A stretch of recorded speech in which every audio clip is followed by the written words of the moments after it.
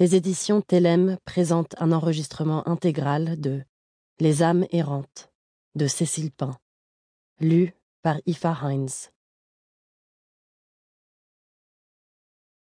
Elle mit au monde un fils qu'il nomma Gershom, car, dit-il, je suis un immigré en terre étrangère. L'Exode 2, 22. À voir ces corps tout menus, je me demandais où logeait le chagrin dans de si petits vaisseaux. Maggie Nelson, Une partie rouge. Première partie. Chapitre 1. Novembre 1978, Vung Tam, Vietnam. Il y a les adieux, et puis on repêche les corps.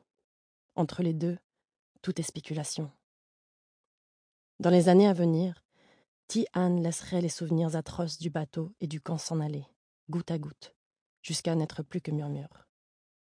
En revanche, elle s'accrocherait à cette ultime soirée de toutes ses forces, depuis l'odeur du riz fumant dans la cuisine, jusqu'au contact de la peau de sa mère quand elle la serra dans ses bras pour la dernière fois.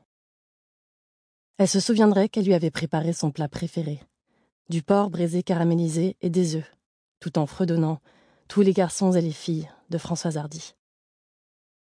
Les Français avaient quitté le Vietnam 25 ans plus tôt, mais leur musique demeurait, et les chansons yéyé remplissaient les maisons du village de Vung Tam.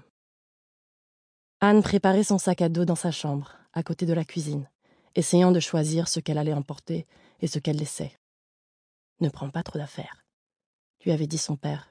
« Sur le bateau, il n'y aura pas beaucoup de place. » Elle serra contre elle son uniforme d'écolière, la jupe plissée et la chemise blanche dont les manches s'étaient désormais trop courtes pour les bras d'une jeune fille de 16 ans, avant de le ranger dans son sac.